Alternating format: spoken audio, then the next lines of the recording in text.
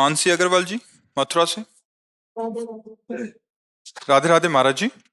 महाराज जी, जब अपनी इच्छा अनुसार कार्य न हो या इच्छा अनुसार फल ना मिले, तब भगवान पर थोड़ा विश्वास की कमी हो जाती है महाराज जी। इसको कैसे बनाए रखें, क्या समझे महाराज जी? इच्छाएं करना जीव का स्वभाव बन गया है शरीर धर्म के अनुसार, पर इच्छाओं की पूर्ति सब हो ही जाए ऐसा संभव है क्या?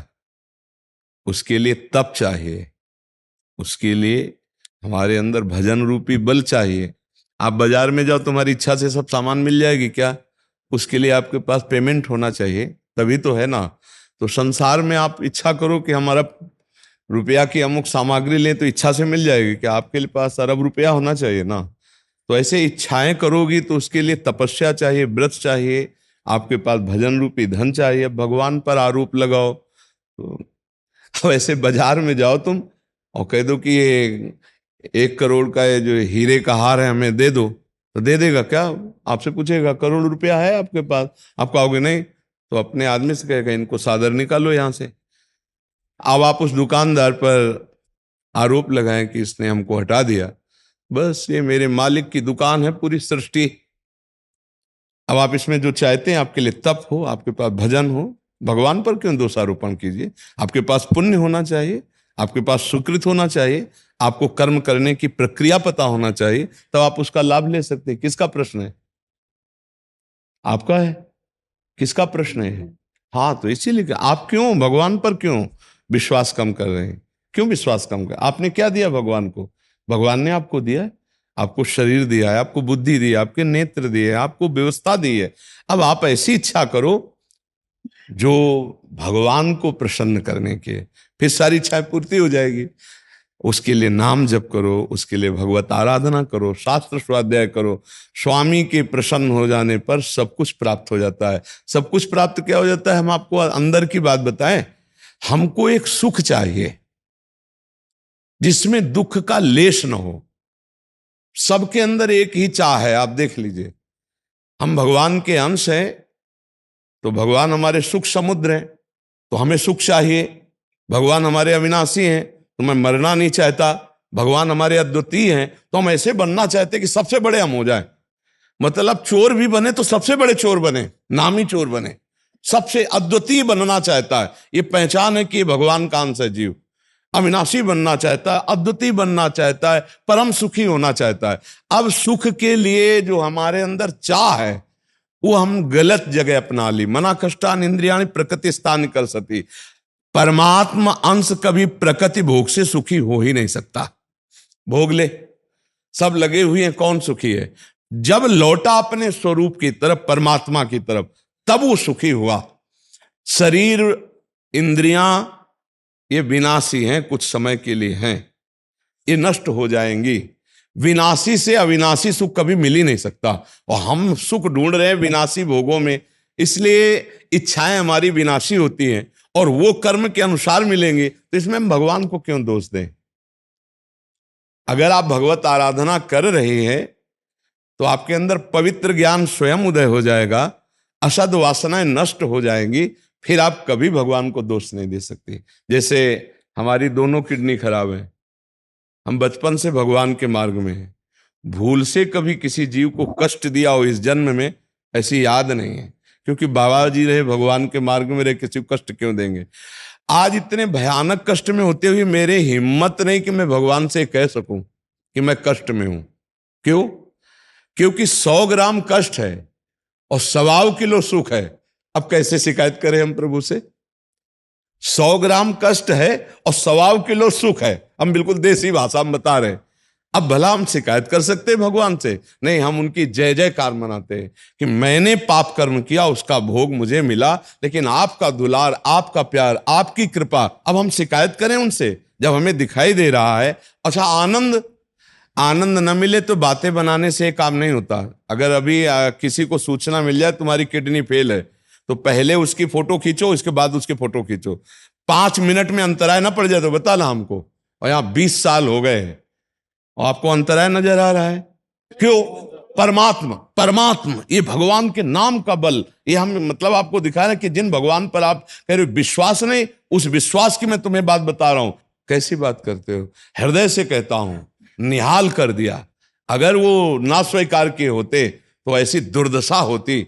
भगवान की प्रतिपल कृपा मनाओ, वो इतने कृपालु, अमंगल कर नहीं सकते। हम इसलिए बता रहे कि आप जो कहते हैं कि हमें अविश्वास हो जाता है या हमें अश्रद्धा हो जाती है या मैं कैसे विश्वास करूं, सही पूछो, उनकी कृपा ही कृपा है।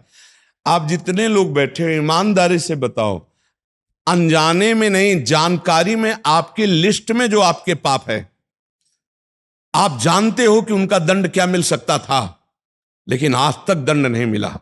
और आपने जो कर्म किए, ना हमारे कानून ने दंड दिया और ना भगवान ने दंड दिया, वो सुरक्षित कर्म हैं, आपके रखे हुए हैं। आप सोचो, फिर भी आप चैन से जी रहे हो, खा रहे हो, पी रहे हो। कितने ऐसे अपराध हैं जिनको ना हमारे भारतीय कानून ने आपको दंड दिया और ना भगवान ने। तो क्या वो अपराध भगवान क्षमा करके तुम्हें आगे बढ़ा रहे हैं कि नहीं? गलती किए हो कि नहीं किए? ईमानदारी से देखो, अंदर से, किसी से कहने की जरूरत नहीं, सबसे गलतियां होती है। कितने कृपालु भगवान। तुम उनकी जय बोले या श्रद्धा करें, विचार करके देखिए, आपने क्या भगवान को दे दिया? तुम भगवान के अंश हो, तुमको भगवान ने शरीर दिया, तुमको भगवान ने जगत में विचरने के लिए वायु, आकाश, पृथ्वी, जल, अग्नि सब व्यवस्थित। आप भगवान को क्यों कोसते हो? भगवान ने आपका क्या बिगाड़ा है? हम भगवान के पक्ष से नहीं बोल रहे, हम खुल के बोल रहे हैं, अपने भाव में बोल रहे हैं कि आप बताओ भगवान ने आपका क्या बिगाड़ा। अगर आप कहते हो कि भगवान स्वामी है सबके, तो उनकी आज्ञा का पालन किया आपने? आप उनका भजन किए? आप उनके अनुसार चले? नहीं। तो एक पिता भी, आपको हम बता रहे हैं, एक पिता ने जब उसका पुत्र पकड़ा गया और वो किसी छोटी बच्ची के साथ गंदा आचरण करके मार दिया था, तो बोला, आप क्या, तुम्हारा पुत्र पकड़ा गया, मिलना चाहते हो? तो उसने कहा, ऐसे नीच पुत्र को मैं देखना नहीं चाहता, उसे फांसी दे दी जाए। मैं सच्ची कहता हूं, मैं देखना नहीं चाहता। तो जगत पिता की आज्ञा का उल्लंघन करके पापाचरण कर्म करोगे और इसके बाद आप कहोगे कि भगवान मुझे दुख देता है, तो आप सच्ची मानो, बहुत बड़ा आप अश्रद्धा का भाव प्रकट करके अपना नाश कर रहे हो। भगवान जैसा कोई कृपालु है नहीं।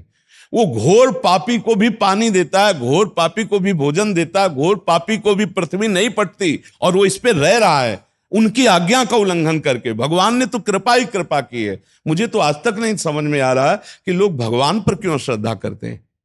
आप अपने कर्मों को संभालिए, फिर अगर रो न पड़ो भगवान की कृपा में तो हमें बताना। कर्म करो खोटे, धर्म विरुद्ध कर्म करो और दोष दो भगवान को, ऐसा कैसे हो सकता है? ऐसा नहीं, ये गलत विचारधारा है। विश्वास करो, भगवान तुम्हारे को अनंत माताओं से बढ़कर प्यार करते हैं। बिल्कुल हम अपने हृदय की बात बताते हैं। जहां कहीं कोई सहयोगी नहीं हुआ, वहां मेरा भगवान मुझे खड़ा नजर आया है। एक बार तुम्हें घटना बताए, हम महोबा में भ्रमण करते हुए गए हुए थे, जहाँ पवित्र तीर्थ, पवित्र स्थान होते, वहाँ किरतुआ ताल है, बड़ा पवित्र माना जाता है। तो वहाँ स्नान किया और वहाँ एक भगत मिले, तो उन्होंने हमको टिकट, हम ज्यादा पढ़े लिखे नहीं हैं, तो उन्होंने टिकट दी, हमने डाल ली और वो हमें बैठा दिए, वो अच्छी वाले, हाँ उसमें बैठा लिया, हमें क्या पता। अब वो जब पूरा फोर्स आया तो उन्होंने कहा टिकट, तो सन्यास वेश में थे, नई अवस्था थी, तो दिखाया टिकट। बोले कहाँ जाना? हम कहा वाराणसी। तो उनका ये स्टेशन, 3 स्टेशन की टिकट और आप वाराणसी जा रहे हो। उनका हम ज्यादा अंग्रेजी पढ़े नहीं है, और उन्होंने कहा ये जनरल की टिकट हो, आप इस पे बैठे हो, पैसा निकालो। उनका हम पैसे तो रखते ही नहीं, पैसे तो है नहीं, एक भगत ने बैठा दिया था। तो कुछ कट वचन होता है ना पद का, तो कुछ कट वचन उनका बोलना था कि ऊपर कोई व्यक्ति सो रहा था, नीचे उतरा, अंग्रेजी से उनसे बात की। टिकट वो बड़ी कागज वाली, हमको टिकट दी और कहा बाबा आप निश्चिंत होकर बैठ जाइए, ये वाराणसी की टिकट है, आप वहां। ये कौन था? ये कौन था? सोचो, मेरा भगवान हर रूप में विराजमान, एक सेकंड नहीं लगा उतरे और खरीद कर टिकट हमको, उनको उनसे अंग्रेजी से बात की और शांत होकर चले गए। बड़ी बड़ी परिस्थितियों में हमने देखा मेरा भगवान मेरे साथ है, और हमारे साथ ही नहीं, आपके साथ भी है। आप भले भगवान को गाली दो, भले भगवान की आप अश्रद्धापूर्ण वार्ता करो, लेकिन वो आपको जो प्यार करते हैं वो अहेतुकी उनका प्यार है। हमारे कितने पुण्य थे जो हम मनुष्य बने, सोचो। नहीं, कबहू का कर करुणा नर देही, देत ईश बिनु हेत सनई। आज भी हम क्या कर रहे हैं? फिर भी हमारे पास कितनी सुविधाएं भगवान के द्वारा दी हुई, तो हमें लगता है कि हम अश्रद्धा न करें, भगवान पे दोषारोपण न करें। वो परम पिता बहुत कृपालु, सबको प्यार करने वाले हैं। हाँ, ये जरूर है कि अगर हम कर्म खोटे करेंगे तो हमें दंड मिलेगा, पक्का मिले। अब उसमें आप भगवान पर श्रद्धा करो तो आपका अज्ञान है, नहीं है। देखो, हम आपको अभी उदाहरण बता रहे हैं, हमारे भारत सरकार की पुलिस आपकी सुरक्षा में रहती कि नहीं? आपको कोई भी कष्ट ना होने पाए, कूद पड़ेगी कि नहीं? आपकी रक्षा करेगी कि नहीं? आप देखो ना, अगर ये ना हो तो कैसा, रात में चैन से सो नहीं सकते। अब अगर आप चोरी करोगे तो डंडा बरसाएंगे कि नहीं बरसाएंगे? अब आप इन पर दोषारोपण करो तो क्यों? ऐसे ही भगवान, सही मार्ग से चलोगे तो कृपा बरसाते हैं, और गलत चलोगे तो फिर दुख, दंडा ये दुख है, वो दुख देते हैं। क्योंकि तुम्हारे कर्म का अवश्य में भोक्तव्यम कृतम कर्म शुभाशुभम। तो हम दोषारोपण भगवान पर ना करें, सच्ची कहते हैं वो बहुत कृपालु हैं, महापापी पर भी वो कृपा ही करते हैं। पर जब हमने कर्म खोटे कर लिए तो हमको दंड भोगना पड़ेगा, ये पक्का सिद्धांत है। भगवान की करुणा पर, भगवान के विश्वास पर कभी भी आप डिगिएगा नहीं कि अरे भगवान कृपा नहीं करते, भगवान पता नहीं है कि नहीं। हम तुम्हें हृदय से कहते हैं, कोई प्रलोभन के बस से थोड़ी हम उपदेश कर रहे हैं। हर क्षण भगवान आपको प्यार कर रहे हैं, बस आप पाप कर्म ना करो तो आपको अनुभव में आ जाएगा, पक्का समझ। क्यों बच्चा? नहीं, आपको अविश्वास क्यों होता है बच्चा, हमें बताइए।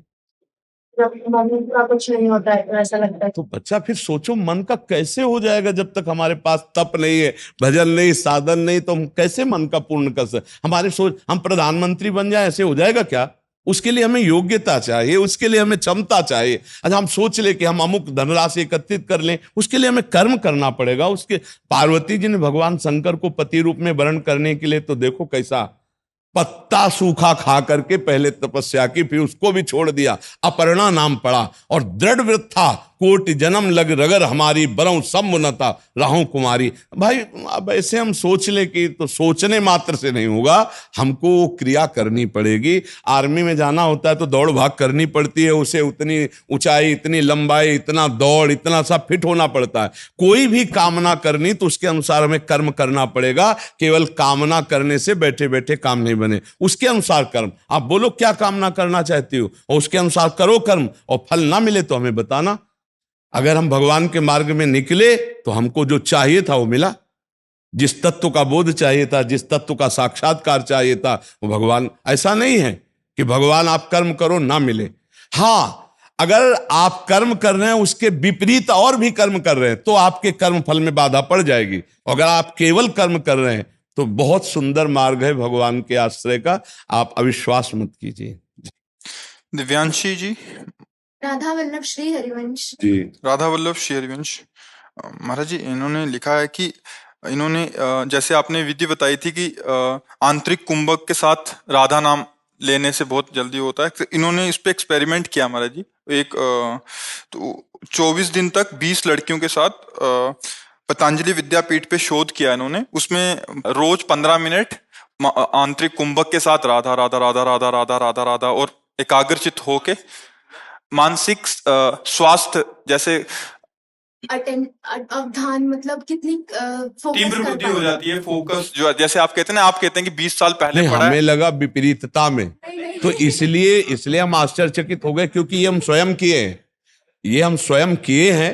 तो इसलिए हम अभी कहने वाले थे कि हम नहीं इसको मान सकते कि अगर मानसिक संतुलन, हमने सोचा बिगड़ गया मानसिक संतुलन है। हाँ, वो तो साधन, क्योंकि हम जो बात कहते हैं वो अपने अनुभव की बात कहते हैं, हम मतलब वो सुनी सुनाई बात नहीं। हाँ, उन्होंने पूरा उस पे डॉक्टर्स बैठे, पहले उनका लिया गया, परीक्षण किया गया, और उसके बाद 24 दिन बाद किया गया, और कुछ जनों का पहले भी किया गया। हाँ, हमको बच्चा इसकी जरूरत नहीं, क्योंकि हम अंदर से जो पढ़े हैं उसी की बात आप लोगों को बताइए। ये तो प्रमाण संसारिक पुरुषों को दीजिए, मतलब जो जानना चाहे वो जान ले। हमको तो प्रमाण हमारी छाती है ना, हमने जो अनुभव किया है वही बोला है। आपका अगर सही ढंग से देखो, उल्टा सीधा कोई करे, अब जैसे आप कुंभक किए और तुरंत ठंडा पानी पी लो 2-4 दिन लगातार, अब वायु बिगड़ जाएगी। आप कहोगे कि 30 मिनट तक कुछ भी ना लिया जाए।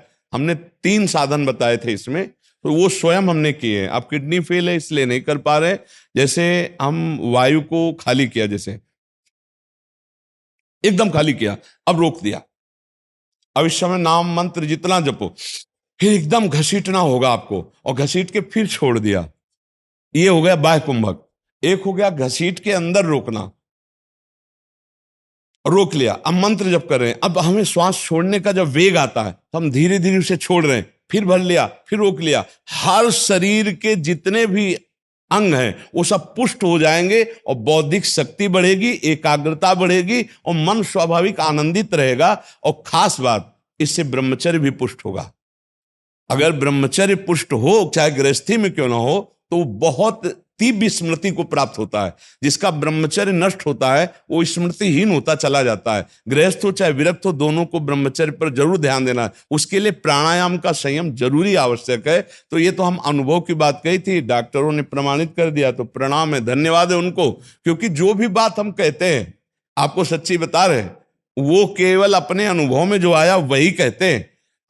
जिस बात का हमने अनुभव नहीं किया, जैसे हमसे आकर के कोई बात कहे और हमें अनुभव नहीं, तो हम साफ कह देंगे कि हमको ये पता नहीं, पहले हमें समझाओ, और हमारी समझ में आ जाएगा तब हम आपको बात बताएंगे। तो जितना सत्संग होता है, जितना एकांतिक में बोलते हैं, वो गुरु कृपा से जो हमने महापुरुषों से सुना और अपने ऊपर अनुभव किया, वही बात कहते हैं। अगर हम अनुभव नहीं कहेंगे तो हम प्राणायाम पढ़ के तुम्हें नहीं बताएंगे, पढ़ के नहीं बताएंगे, क्योंकि उसका अनुभव है। तो हम तुमसे अभी जैसे कहते हैं कि संतुलन बिगड़ गया है, हम तो मतलब तो अभी हम कह देते कि ये बात बच्चा नहीं मानेंगे, क्योंकि हम स्वयं किए हुए हैं। हाँ जी, स्वस्थ रहिए शरीर से भी और बौद्धिक स्तर से भी, और हमारे समाज की सेवा कीजिए। जहां अधर्म का शासन पूर्वक बढ़ोतरी रोकी जाती है, वहां सुख अपने आप होने लगता है। अगर ये अधार्मिक प्रवृत्ति को शासन के द्वारा रोका ना जाए तो ये समाज को कैंसर की तरह खा जाए, नष्ट कर दे। तो इसलिए अब भगवान ने आपको सेवा दी है। आपका सबसे बड़ा भजन यही है कि आप किसी भी तरह अधर्म में हाथ मत गंदा कीजिएगा। बस एक सब मतलब हमारी आंतरिक जो बात समझ पाओ आप, धन के द्वारा कभी सुख नहीं मिल सकता जी। और अधर्म पूर्वक धर्म का संग्रह अशांति और क्लेश ही प्रदान करता है। कभी अधर्म को स्वीकार मत करे और धर्म को कभी त्यागे ना।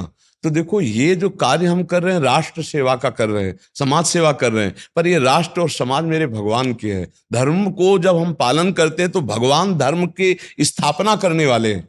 और भगवान जब देखते कि धर्म का पालन कर रहा है तो लौकिक और पारलौकिक दोनों उन्नति हो जाती है। अच्छा, आज का आधुनिक दिमाग हमारा कहता है कि हमको धन चाहिए, धन से सारी व्यवस्थाएं होती है और व्यवस्थाओं में सुख है, इसलिए हम धन के लिए धर्म को त्याग कर देते हैं। तो धन्य है उनका जो हमारे राष्ट्र के पदों पर विराजमान होकर धन के लिए धर्म का त्याग नहीं करते। धर्म पूर्वक अपने कर्तव्य का सम्यक रूप से जो पालन करता है, भगवान उस पर प्रसन्न हो जाते हैं, ईश्वर उस पर प्रसन्न हो जाता है।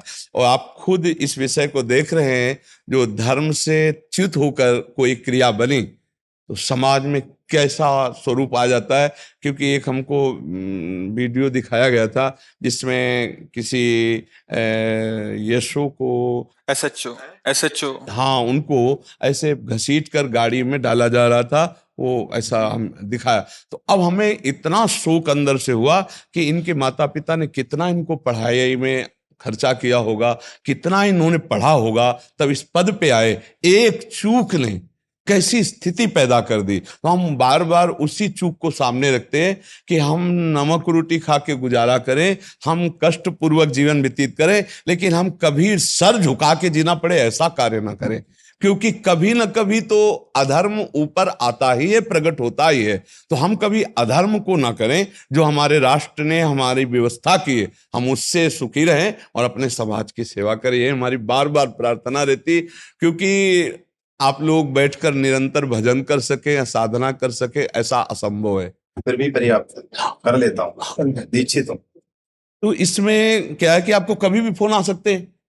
महाराज, इनका सेवा भी वो 112 नंबर नहीं होता, तो आप सभी तो आप कभी तो उसमें कैसे, मान लो हम बैठ करके अभी समय पाठ करना चाहते हो। स्वामी कर लेते, मैं प्रभारी हूँ पूरे जिले का। अच्छा, तो मुझे तो दीक्षित हूँ, गुरुमुखी हूँ, उस हिसाब से अपनी नित्य प्रत कर लेता हूँ। तो अगर आपको फोन, अच्छा आपको फोन आएगा तो आप दूसरे को फोन करके सेवा में भेज दें। वो सेवा वाले जाते रहते हैं, उनको सिस्टम बना हुआ है उससे। हाँ, तो बड़ी कृपा है आपकी ये। हाँ, बड़ी कृपा है। और नाम जप तो हर समय किया जा सकता है, नाम जप हर समय।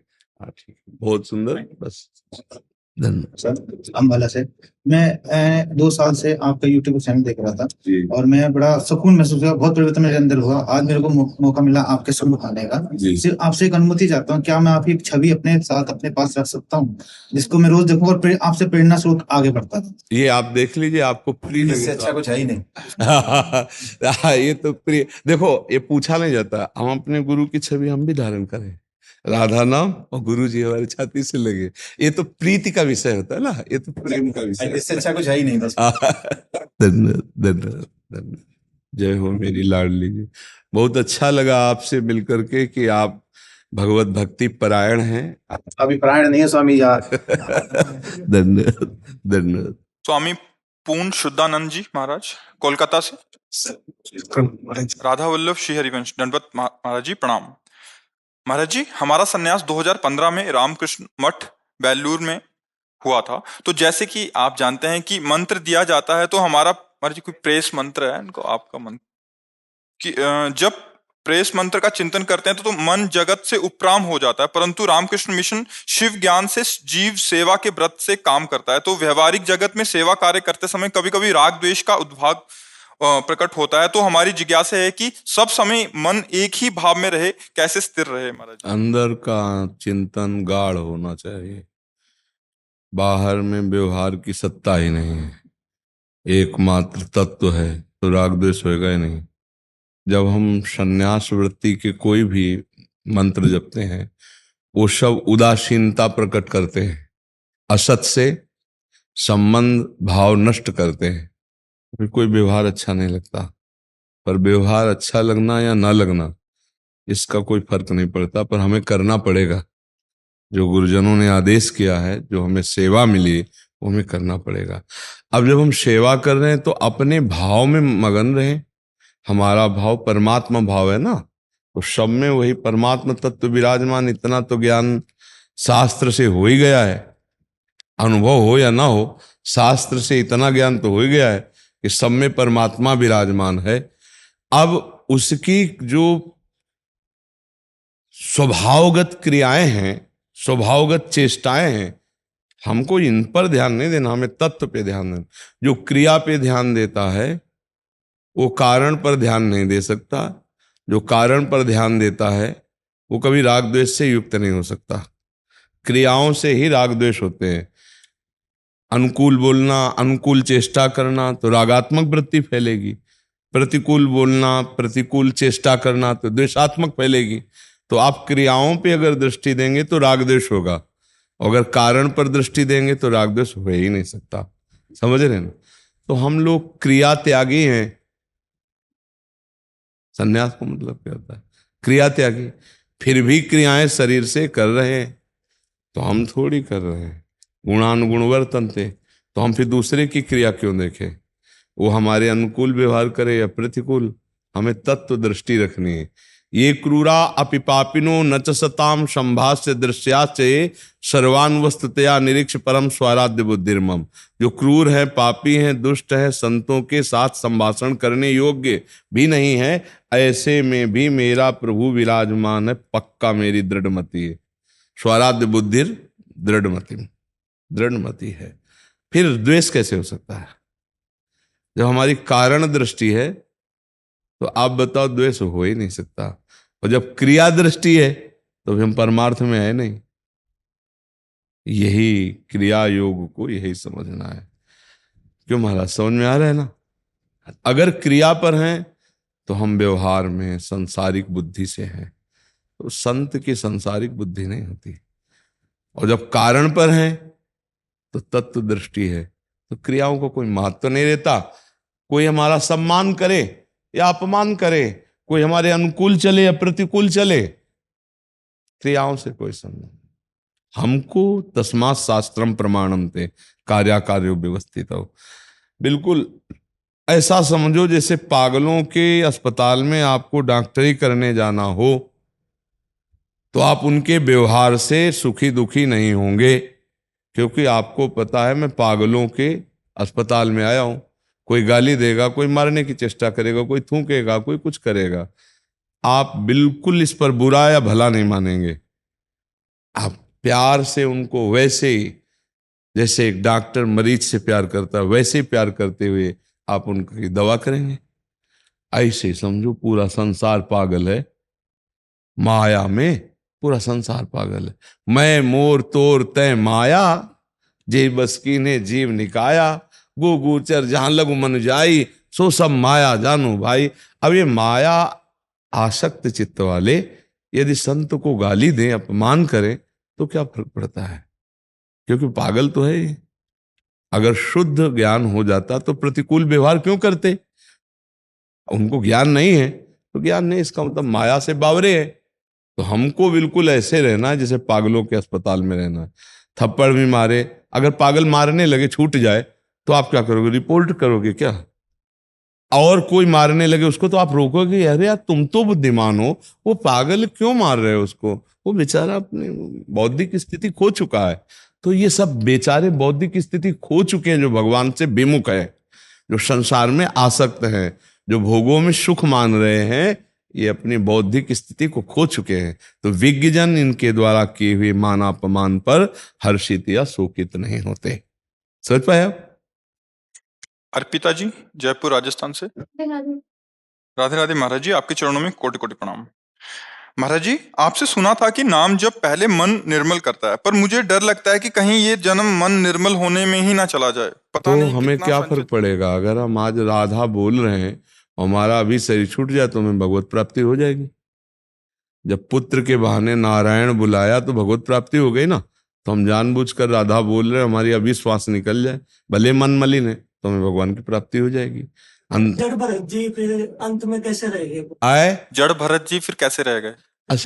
असिल बात, भजन छूट गया और केवल हिरन का चिंतन करने लगे। आप भागवत को पढ़ना, वो हिरन में चूंकि अपने पुत्रों का त्याग करके आए थे ना, पुत्र परिवार का, तो भजन में लगे और हिरन के बच्चे में इतनी ममता हो गई कि जो पुत्र पत्नी और सबका प्यार था ना, सीधे हिरन पे लग गया। अब ना एक बार भी नाम जपना था और ना एक बार कोई भगवत सेवा थी। हर समय हिरन को कान्हे में चढ़ाए और घास खिलाना, उसको दुलार कर, वो जब अपनी छोटी छोटी सींगों से ऐसे करता तो उनको लगता राजपुत्रों का सा प्यार मिलता। मोह ममता भी नष्ट हुई नहीं थी और पूरी की पूरी हिरन में लग गई। तो जब मर रहे थे तो हिरन का ध्यान कर रहे थे। गुरुदेव ने पूरे जीवन भर भजन किया, पूरे जीवन भर भजन किया जैसे जड़ भरत जी? नहीं किया, पूरे जीवन नहीं किया। अजामिल की सब नहीं, आप समझना, अजामिल पूरे जीवन वैश्यागमन किया, लेकिन अंतिम समय नारायण बोला।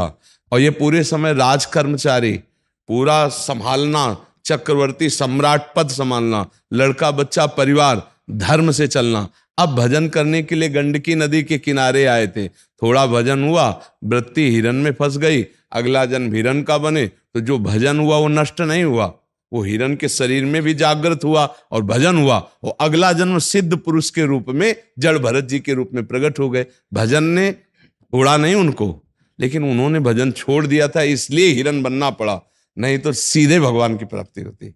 अजामिल ने सीधे नारायण शब्द उच्चारण किया ना, तो उसके चिंतन में भगवान नहीं थे, उसके चिंतन में पुत्र था, लेकिन निकला नारायण। नाम की इतनी महिमा है कि उसी समय भगवान के पार्षद आ गए और कहा मेरे स्वामी का नाम नारायण है। जब इसने नारायण नाम उच्चारण किया तो सारे पाप नष्ट हो गए और अंतिम समय में भगवान का नाम उच्चारण करने वाले को भगवत प्राप्ति होती है। काम ना रह जाए गुरु जी, काम ना रह जाए, चाहे भले सब काम बन जाएगा। एक दिया सलाई पहाड़ जैसी रुई को एक क्षण में नष्ट कर देती है। तो अंतिम समय में यदि रामकृष्ण हरि निकल जाए, वो भी ना निकल रहे, कोई सुना दे तो उसे भगवत प्राप्ति हो जाएगी। ऐसा है। महात्मा बुद्ध पूरी जिंदगी में भटकते रहे और जब वो बोधि वृक्ष की... नहीं बच्चा, तुम गलत समझ रहे हो। अभी तुम बाहरी दशा में बोल रहे हो। महात्मा बुद्ध की स्थिति को जानते हो? तो भगवान के अवतार है महात्मा। लेकिन जब वो बोधि वृक्ष के नीचे बैठे, बच्चा, बोध की एक अभ्यास वृत्ति दिखाना, जैसे भगवान श्री कृष्ण संदीपनी ऋषि के नीचे बैठे हुए हैं, तो क्या अज्ञानी बैठे हुए हैं? जिनके श्वासों से चारों वेदों का प्रादुर्भाव हुआ, वो भगवान गुरु शिष्य की परंपरा का निर्वाह करते हुए नीचे बैठे हुए। ऐसे महात्मा बुद्ध भगवान के अवतार बच्चा। महाराज जी मैं ये पूछ रहा था, महात्मा बुद्ध जैसे जिस दिन ठाने दृढ़ संकल्पित हुए कि मुझे आज भगवत प्राप्ति करनी है, तो उसी रात को उनको भगवत प्राप्ति? रात्रि नहीं, बहुत समय लगा। उन्होंने जब ये कहा कि मेरी हड्डियां चाहे गल जाएं, भगवत प्राप्ति नहीं थी, स्वरूप बोध। भगवत प्राप्ति का एक अलग स्वरूप होता है, स्वरूप बोध का अलग होता है। लेकिन एक सिद्धांत सबके लिए रखा गया है, अंतःमति सोगति। एक तो है तपस्या करके जीते जी भगवत प्राप्ति करना, एक है कि अब जैसे अभी तक आपका जीवन गया, अब आपको लगा मेरे से वो तपस्या तो होगी नहीं, जितेंद्रियता होगी नहीं, तो हे भगवान मैं आपकी शरण में हूँ, और राधा राधा राधा राधा राधा राधा राधा, और अभी प्राण छूट जाए, मान लो कभी छूट जाए, तो आपको भगवत प्राप्ति हो जाएगी। एक है कि जैसे पूरा मुकदमा आपके खिलाफ चला गया और आपको फांसी की सजा मिल गई, तो एक चांस है ना आपके बचने का, राष्ट्रपति है ना, अगर वो माफी दे दे तो कोई कानून काट सकता है क्या उसकी माफी को? बस ये आखिरी चांस नाम उच्चारण करना, मानो राष्ट्रपति के द्वारा माफी दे जाना है। और वो जो तपस्या करके भगवत प्राप्ति करना है, वो जगत मंगल के लिए होता है, इसमें अपना कल्याण हो गया। लेकिन लाखों को महात्मा बुद्ध ने भगवत प्राप्ति कराई कि नहीं कराई? ये जगत मंगल के लिए होता है। जो जीते जी भगवत प्राप्त हो जाता है, वो संपूर्ण सतरति सतरति सा लोकान तारयति, वो लोगों को तार देता है। और अपने तारने के लिए तो भगवान नाम बहुत बड़ी महिमा है। अंतिम समय यदि किसी बहाने से नाम निकल जाए तो भगवान की प्राप्ति हो जाती है। इसके लिए निरंतर प्रयत्न करो, इसीलिए निरंतर नाम जप किया जाता है। समय का तो कोई पता ही नहीं है। हाँ, कब हमारा शरीर छूट जाए उसका पता नहीं ना, तो इसलिए हर समय रात दिन उठते बैठते नाम जप करते रहें तो हमारा कल्याण हो जाएगा। आप कहते हो जैसे आप अलग हो, शरीर अलग है, जैसे हमारा भी तो सच्चा स्वरूप वही होगा। हाँ बिल्कुल वही है। ढूंढने के लिए यहाँ पर क्या है कि मलिन अंतःकरण होने के कारण अपने को यही समझ में आता है कि मैं पुरुष हूं, मैं स्त्री हूं, मैं ये शरीर हूं। ऐसा लगता है जैसे हम पानी पीते हैं तो ये प्राणों का धर्म है, लेकिन लगता है ना हम पीते हैं, हम खाते हैं। देखो बच्चा, बातें बनाना तो अलग बात है, लेकिन शरीर का राग हटाना बहुत कठिन बात है। संत महात्मा पूरे जीवन राग हटाते हटाते पूरा जीवन जन्म जन्म मुनि जतन कराही, यत्न कराते रहे। हाँ, अगर भगवान की कृपा हो जाए और गुरु की कृपा हो जाए तो ज्ञान हो जाए, तो ये ऐसे शरीर दूर दिखता है जैसे आप मोटरसाइकिल पे बैठे हो तो मोटरसाइकिल अलग है और आप अलग हो, है नहीं? कार पे बैठे हो तो कार अलग है, आप अलग हो। ऐसे हम शरीर पे हैं तो शरीर अलग है, हम अलग हैं। पर हमारी शक्ल विकार गुरुजी उन पे काबू, बहुत जोर का अहंकार जो है ना, देहाभिमान जिसे कहते हैं, यही हमको फंसाए हुए, देहाभिमान ही हमें फंसाए हुए। ये देहाभिमान भगवान ने कहा गुरुजनों संतों के पास जाओ, साष्टांग दंडवत करो, प्रणिपातेन, दैन्य हो के उनसे प्रश्न करो, जो वो साधना बतावें वो साधना करो, तो आपके अंदर ज्ञान प्रकट हो जाए तो आप ही परमात्मा स्वरूप हो। जो तीसरा जन्म जड़ भरत जी का हुआ तो कोई साधना नहीं करनी पड़ी, ब्याज सहित भजन उनको ब्रह्मबोध करा दिया। भजन ऐसा बड़ा कि वो ज्ञानी महात्मा के रूप में जन्मे। जो जड़ भरत जी का स्वरूप है वो ब्रह्मबोध संपन्न महापुरुष का है। कि जो जैसे पूर्वज संत रहे हुए तो मुझे थोड़ा सा लाभ प्राप्त होता है गुरुजी इसमें भगवत प्राप्ति।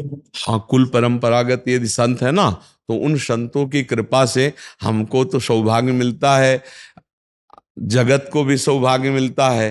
जैसे हमारे कुल में बाप बाबा परबाबा संत रहे ना, तो उनके परमाणु हमारे अंदर, खून तो उन्हीं का है ना, तो जरूर हमारे अंदर भगवत प्राप्ति की लालसा, भगवत भक्ति की लालसा। जैसे इस शरीर के बाबा सन्यासी, पिता सन्यासी बाद में हुए, मामा सन्यासी, नाना सन्यासी, तो बचपन से हम भी बाबा जी, तो आगे और जो लड़का बच्चा परिवार में हुए ना वो भी बाबा जी, क्योंकि जिनके परिवार में जैसा तो फिर वैसे ही भाव बनता है। तो अगर हमारे परिवार में कोई संत महात्मा ऋषि मुनि हो गया तो हम लोगों में वो परमाणु आएंगे, क्योंकि हम लोग उन्हीं के अंश से आए ना। मान लो बाबा तो पिता में उनका अंश आया, पिता से आप में आया, तो आपके अंदर सात्विक भाव होंगे। तो जैसे अगर भगवान की कृपा से किसी कुल में भगवान का भक्त जन्मा है तो सो कुल धन्य उमा सुन, वो कुल ही धन्य हो जाता है। उस कुल में जो जन्मेगा उसमें परमाणु रहेंगे भागवतिक। यदि वो अपने को संभाल ले, मान लो आप अब शराब ना पियो, मांस ना खाओ, बेविचार ना करो, गंदी बातें ना करो, तो आप में स्वाभाविक वो भाव आ जाएगा, भगवत मार्ग वाला, क्योंकि आपके कुल में वैसे रहे नहीं। या वैसे भी देखो संसारिक, अगर आर्मी में फौज में कोई रहा है ना, तो उसके परिवार में फौज में जरूर होगा, क्योंकि परिवार का ऐसा रंग चढ़ता है। तो ऐसे ही भगवत भक्त अगर रहा है तो उसके परिवार में कोई ना कोई भगवत भक्त रहता है, क्योंकि उसकी कृपा रहती है, भगवान की उस कुल में कृपा रहती है जी। प्रज्ञा अग्रवाल जी, नोएडा से। राधे राधे महाराज जी। महाराज जी, दुखों को भगवान की कृपा समझें या अपने पापों की सजा? वैसे अब खुली बात यह है कि पापों का ही फल दुख आता है, पर यदि हम उसे भगवान की कृपा समझे तो इस रूप में समझे कि हमारे मल को धोया जा रहा है। दुख आ रहा है मतलब पाप नष्ट हो रहा है, तो हमको खुशी मनानी चाहिए कि हमारे दुख देने वाले जो कर्म हैं वो धीरे धीरे नष्ट हो रहे हैं। इसीलिए कह रहे नाम जप करो। नाम जप दो काम करेगा, आपको बल देगा दुख सहने के लिए, और आगामी दुख आने की जो संभावना है उनको मिटा देगा। नाम में बड़ी सामर्थ्य है। बहुत बड़े खजाने जमा है हमारे पाप के, कोई 100-200 पाप थोड़ी जमा है, खजाना का खजाना जमा है पाप का। अगर हम भोगे तो हजारों जन्म लेके भी भोग नहीं पाएंगे। इसीलिए हमें मनुष्य जन्म मिला है कि नाम जप कर लो, उसे मिटा लो। अब जब 2-4 मान लो पूरे खजाने में से 2-4 निकाल कर हमें वो दिए गए, अब हम समझ रहे हैं कि भजन कर रहे हैं फिर भी हमारे दुख नहीं मिट रहे। नहीं, भजन काम कर रहा है, पूरे खजाने को जला देगा जो पाप का भंडार है। आगे जो हमसे गलती होगी उसको जला देगा, और इस शरीर के रचने के समय जो कर्म पाप के रखे गए उनको भोगना पड़ेगा। जैसे शरीर बनाया गया तो उस समय पाप कर्म और पुण्य कर्म 2 रखे गए। इस अवस्था में ये सुख मिलेगा, इस समय ये दुख मिलेगा, इतनी अवस्था में तुम्हारा पैर टूटेगा तो टूटेगा, पक्का टूटेगा, क्योंकि वो प्रारब्ध बनकर आया है। अब जो कर्म हमसे हो रहे हैं और पीछे जो हो गए हैं उनको भजन के द्वारा नष्ट किया जा सकता है। जो प्रारब्ध रच गया तो बड़े बड़े संतों को भोगना पड़ता है, वो भोगना पड़ता है, उसे भोग लो, अपने ही कर्म का फल है। और पवित्र हो के भगवान के धाम चलो, खूब नाम जप करो, अब कोई गलती ना करो, अब कोई पाप ना करो। कि मैं मेजबान पशुओं की सेवा करता हूँ महाराज जी, तो उसमें मुझे जब मैं ज्यादा उसके तरफ आकर्षित होता हूँ, जब उसमें जब ध्यान देता हूँ तो मुझे लगता है कहीं मैं परिवारजनों के प्रति गलत तो नहीं करा, क्योंकि उनका भी मनसा है कि मैं पढ़ लिख के सही इंसान बनूं, उनकी सेवा। तो पशु पक्षियों की सेवा तुम्हारी पढ़ाई को रोक थोड़ी देगी, पढ़ाई को रोक देगी क्या? अरे भाई, हर समय पशु पक्षियों की सेवा में तो रत नहीं रहोगे भाई, वो तो अवसर पर सेवा होती है। हर समय अपनी पढ़ाई करो, नाम जप करो, परिवार की सेवा करो। जब कोई ऐसा अवसर मिल जाए तो पशु पक्षियों की भी सेवा कर दो।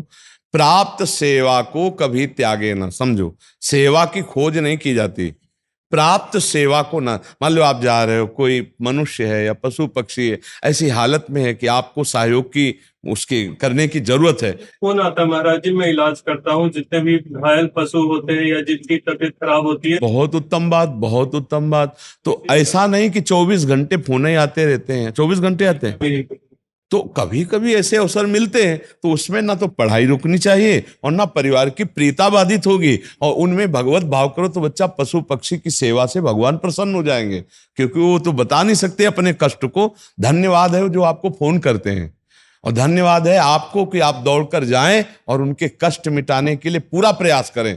इससे इस तक भी रख रखा है महाराज, तो इसमें आपको परेशानी क्या है बच्चा?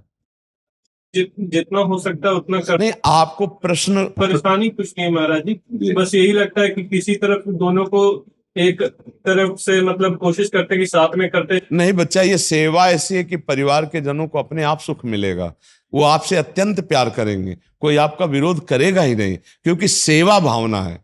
सेवा भावना में परहित सरिस धर्म नहीं भाई, इसमें सब कुछ बन जाता है। अगर आप पाप कर्म करोगे तो चाहे जितना परिवार को प्यार करो, अशांति और दुख और क्लेश पैदा ही हो जाएगा। और आप धर्म पूर्वक चलो तो आप परिवार की तरफ हेरो या ना हेरो सब सुखी रहेंगे, सब आपसे प्यार करेंगे। धर्मो रक्षते रक्षिता, धर्म अपने आप रक्षा कर लेता है बच्चा। आप बहुत बढ़िया कार्य कर रहे हो और धर्म पूर्वक करते रहो। अकेले न कर पाओ तो 4 लोगों से सहयोग लो। जुड़े हुए बिल्कुल बिल्कुल। और हम चाहते हैं कि समाज जुड़े ऐसा कि जैसे वयोवृद्ध जन है जिनको घर से निकाल दिया गया, ऐसों की भी सेवा करे बच्चा, पशु पक्षियों की भी सेवा करे और ऐसों की भी सेवा करे जिनके जो अनाधिकारी पुत्र हैं उन्होंने जबरदस्ती घर से बूढ़े को निकाल दिया, ऐसे बड़े बूढ़े मारे घूम रहे, तो उनको खवाए पियाए उनकी व्यवस्था कर ले। जैसे 4 लोगों को, धनी पुरुषों को जोड़कर ऐसी भी व्यवस्था पशु पक्षियों की तो करे ही, वयोवृद्धों की भी करे। हमारी बहुत आंतरिक इच्छा रहती कि हमारे नए समाज में ऐसे बच्चे जागृत हों कि अपने बूढ़े माता पिता को भगवान माने, उनकी सेवा करें, उनका कभी तिरस्कार न करें। और जिन लोगों ने बूढ़े माता पिता को निकाल दिया है, उनकी ऐसी व्यवस्था हो कि उनको स्नान कराना, भोजन कराना, ऐसी भगवान सहज में मिल जाए। भैया, इन्हीं मंदिरों में भगवान बैठे हैं। अब माता पिता का अपमान करके मंदिर में जाओ तो भगवान नहीं मिलेंगे, पक्की बात है। घर के माता पिता बड़े बूढ़ों को भगवान समझो। हर जीव के अंदर भगवान बैठा, इसीलिए हम तुम्हें धन्यवाद देते हैं। पशु पक्षियों के हृदय में भी भगवान बैठे हैं। एक बार एक नाथ जी महाराज वो गंगोत्री से जल लेकर रामेश्वरम जी चढ़ाने जा रहे थे। महाराष्ट्र के बहुत बड़े संत हैं, तो कई संत साथ में थे, भक्त साथ में थे। जब रामेश्वर पहुंचने ही वाले थे कि एक गधा प्यास से तड़प रहा था, ऐसे उन्होंने देखा तो जाके ऐसे गोद में सर उठाया और पूरी गंगा जी। तो लोगों ने कहा, अरे इतनी मेहनत करके गंगोत्री से जल रहा है, अब रामेश्वर नजदीक रह गए, पूरा जल। और वो लोग चढ़ाने गए रामेश्वर जी में, तो वो तो चढ़ाए पिंड में, और यहां सीधे रामेश्वर भगवान प्रकट हो गए गधे के अंदर से, प्रकट होकर के एकनाथ जी को हृदय से लगा लिया। हर पशु पक्षी में भगवान विराजमान है। तुम उस भगवान को पहचान कर सेवा करना कि इस गाय के रूप में, पशु के रूप में सब भगवान है, तो भगवान इतने से प्रसन्न हो जाएंगे। आज हमें बहुत पीड़ा है कि वयोवृद्धों के साथ व्यवहार ठीक नहीं किया जा रहा। नौजवान बालक अपने माता पिता को कटुवचन बोलते हैं, पीटते हैं, छल कपट से संपत्ति अपहरण कर लेते हैं, घर से निकाल देते हैं। तो 4 धनी मानी स्वस्थ शरीर वाले लोगों को चाहिए कि वयोवृद्धों की ऐसी व्यवस्था करें कि जिनको कम से कम मरते समय तक पानी मिल जाए, भोजन मिल जाए, औषधि मिल जाए। अब वयोवृद्ध शरीर उठने लायक नहीं होते, उनको पकड़ के चलाना, उनको शौच वस्त्र में हो गए, उनके वस्त्र धो देना, ये सेवा की बहुत आवश्यकता है। अगर कभी आगे अवसर मिले, तुम्हें धन व्यवस्था बढ़े, तो पशुओं के साथ साथ मनुष्यों की, वयोवृद्धों की सेवा भी शुरू करो, ठीक है ना। और सहयोग करने वाले तो भगवान है बच्चा। सहयोग करते हैं महाराज जी। और मतलब एक टाइम था जब मैं खुद नॉन वेज खाता था, लेकिन इस काम को करते करते मेरी मनोस्थिति जागी और मैंने 1.5 साल पहले ही छोड़ दिया। अभी मेरे साथ मेरे कुछ 5-6 दोस्त भी नॉन वेज छोड़ चुका है। हम लोग बिल्कुल बिल्कुल, हाँ ठीक है। दीपा जी आगरा से। राधे राधे महाराज जी, आपके बीच सादर प्रणाम महाराज जी। महाराज जी जानना चाहते हैं कि सच्चे अर्थों में जीवन की सार्थकता किसमें मौजूद है, कैसे जीवन की सार्थकता को प्राप्त कर सकते हैं? हर समय अंदर ही अंदर भगवत स्मृति चल रही है। देवर्षि नारद जी के सूत्र को समझ लो, ये जीवन की चरम सार्थकता है। तदर्पिता अखिलाचारिता तद्स्मरणेन परम व्याकुलतेति। समस्त आचरण भगवान के अनुकूल हो, भगवान को समर्पित हो और मधुर मधुर भगवान की स्मृति चल रही हो, इससे बड़ा सार्थक जीवन और कोई नहीं।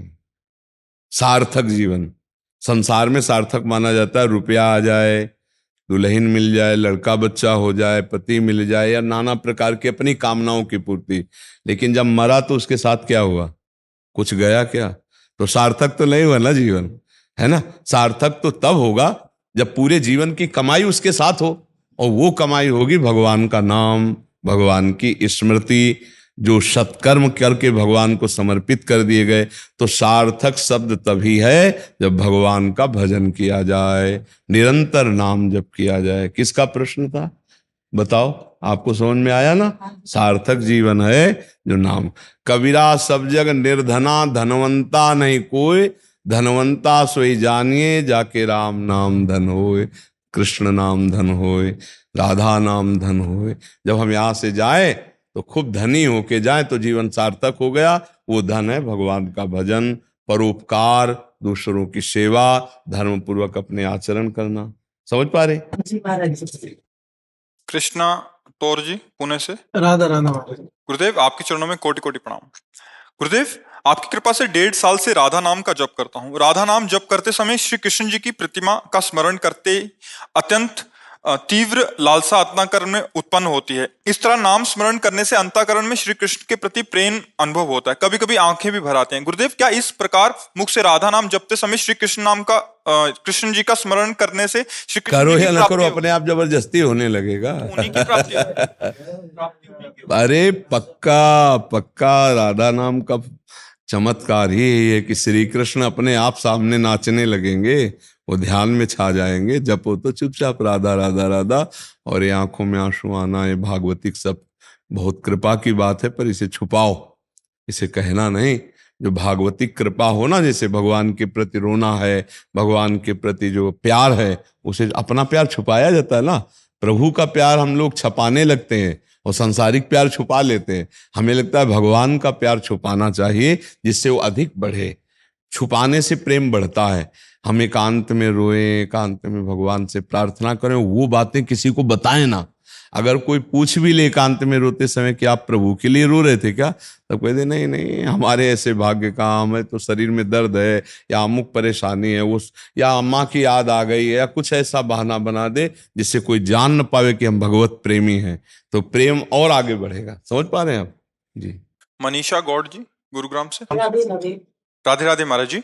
गुरुदेव भगवान, यदि प्रश्न में किसी प्रकार की कोई त्रुटि हो तो क्षमा कीजिएगा। भगवान, मैं करीब 1 वर्ष से अधिक समय से आपको YouTube के माध्यम से सुन रही हूँ। नित्य प्रतिदिन आपका एकांतिक वार्तालाप सत्संग सुनती हूँ, नाम जप का प्रयास भी करती हूँ तथा कुछ समय के लिए श्री 84 जी का भी नियमित पाठ करने का प्रयास करती हूँ। भगवान, आपके एकांतिक में कई बार सुना है कि भगवत मार्ग पर आगे बढ़ने पर अनुकूलता या प्रतिकूलता आती है, किंतु मेरे जीवन में ये दोनों ही नहीं आ रही महाराज जी। महाराज जी, मेरा मन सदैव ये प्रश्न मांगना उठता नहीं रहता है। किसका है? अरे मांगना नहीं, नहीं परेशान हो जाऊंगा। अभी भक्ति में रंग नहीं आया भाई। दौड़ाक जब क्रॉस करना चाहता है तब परीक्षा उसकी होती है। अभी भक्ति वो भक्ति नहीं होती जिसमें परीक्षण किया जाए, नहीं तो कदम कदम पे फिर ऐसी बाधाएं खड़ी हो जाती कि अपने लोगों को ऐसे आकाश की तरफ फेरना पड़ा। हे भगवान, तो कभी भारी अनुकूलता, कभी भारी प्रतिकूलता, ये रंग। अभी भक्ति रंग लाए तब ना, अभी भक्ति का रंग आने दो, निरंतरता बनाओ, फिर हम कहते मांगना नहीं मांगना नहीं, अच्छे अच्छे कांपते। एक बार मार्कंडेय जी भागवत में पढ़ के देख लेना, जब भगवान नर नारायण आए तो उनका भगवान सुनते हैं आपकी माया बड़ी विचित्र है। कैसी माया? तो मुस्कुरा दे, भगवान की मुस्कुराहट ही माया है। वो अंतर ध्यान हो गए। थोड़ी देर में देखा समुद्र मर्यादा तोड़ दिया, इतना अपार जल पूरे संसार में फैल गया, सब संसार डूब गया, वो भी उसी थपेड़े में, भारी लहरों के थपेड़े। इतना व्याकुल हुए कि रो पड़े, पुकारा हे भगवान बचाओ। तो देखा एक बरगद का वृक्ष और उसके एक पत्ते में बाल गोविंद अपने चरण का अंगूठा पी रहे हैं। करार विंदे न मुखार विंदम पदार विंदे विनिवेशयंतम। भगवान का ये रूप देखा, तुम सोचा पूरी सृष्टि का विनाश हो गया, ये बट वृक्ष कैसे नहीं डूबा? और ये छोटा सा बालक तो हंस दिया, जो हंस दिया उनके पेट में चले गए, वहां भी महाप्रलय, वहां भी हाहाकार। अरे फिर हंसा तो बाहर आ गए, फिर वही प्रलय आग्नि, अंदर से पुकारा प्रभु बचा लो बचा लो। और ये सब कई कल्प तक भोगते रहे, कई कल्प। और जब होश आया तो देखा एक बूंद पानी नहीं, आसन में बैठे हैं, और ये सब 48 मिनट में हो गया। तो कहा भगवान कभी भूल कर अपनी माया मत दिखाना, मैं थक गया। एक बार भगवान श्री कृष्ण के साथ सुदामा जी समुद्र स्नान करने जा, तो कहा यार तुम्हारी माया बड़ी विचित्र है, क्या है माया तुम्हारी? भगवान ने कहा समुद्र नहा लेते हैं, फिर बाद में बात करेंगे। तो साथ ही डुबकी मारी, जो सुदामा जी ने डुबकी मारी सो एक देश में पहुंच गए। अब वहां स्वयंवर हो रहा था।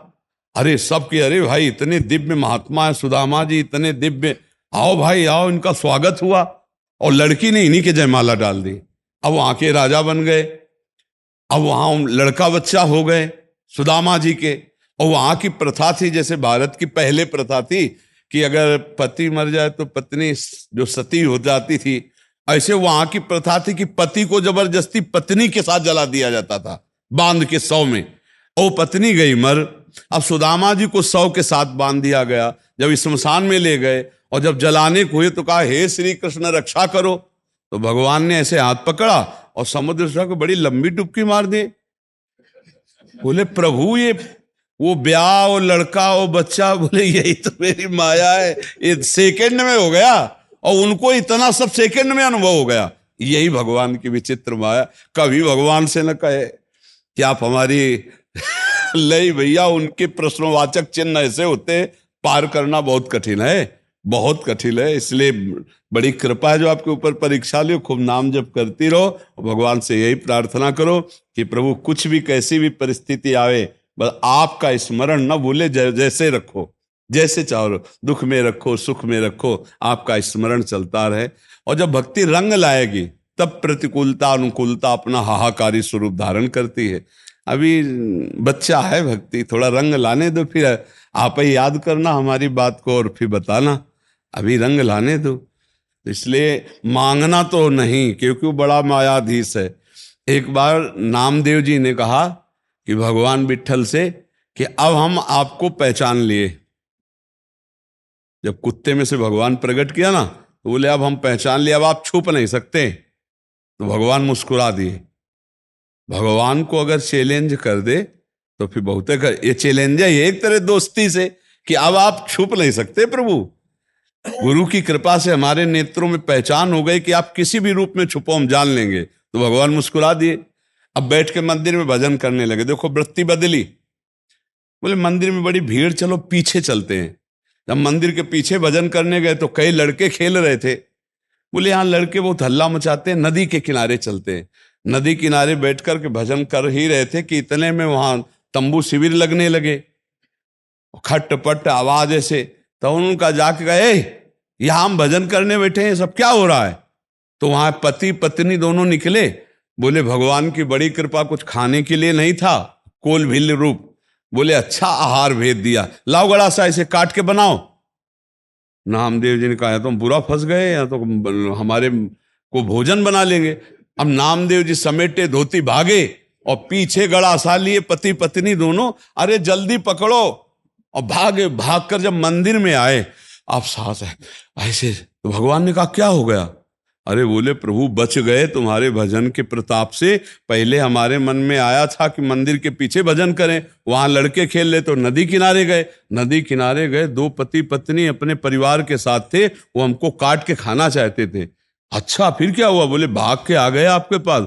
तो बोले ये बताओ कि उन पति पत्नी के रूप में कौन था जानते हो? हम और रुक्मिणी जी थे। बोले प्रभु, तो बोले यही कह गए थे ना कि हम तुम्हें पहचान लेंगे। तो पहचान नहीं पहचान पाओगे। सोई जालय जे देव जलाए। अगर वो पहचानना चाहे, भगवान पहचानना चाहे तो वो पहचानवा दे, नहीं तो अपने आप नहीं पहचान सकते। बड़ा विचित्र खेल है उनका। तो हाथ जोड़ो, यही मनाओ कि प्रभु ऐसा कोई उत्तर मत देला, ऐसा कोई प्रश्न मत करला कि भाई हम अगर बहुत श्रेष्ठ भगत है तो फिर ऐसे प्रश्न आएंगे कि उत्तर नहीं दे सकते। हम लोग पूरे जीवन भर यही देखते रहे और रो के पार किया जाता है। हाथ जोड़ के रो के दैन्यता से पार किया जाता है। बड़ी बड़ी समस्याएं जीवन में आती है, सबके आती है। आपको भक्ति में अभी विघ्न नहीं आ रहे, इसलिए कि भक्ति अभी रंग नहीं लाई। जब भक्ति रंग लाएगी तो अपने आप प्रश्न आ जाएंगे, खड़े हो जाए। जैसे क्लास जब अगले में जाना होता है तभी तो परीक्षा होती, तो अब अगला जब क्लास आएगा तो अपने आप परीक्षा आ जाएगी। जी।